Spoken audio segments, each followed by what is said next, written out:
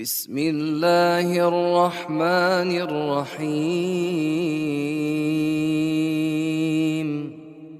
قل يا أيها الكافرون لا أعبد ما تعبدون ولا أنتم عابدون ما أعبد ولا أنا عابد ما عبدتم ولا أنتم عابدون ما أعبد لكم دينكم ولي دين.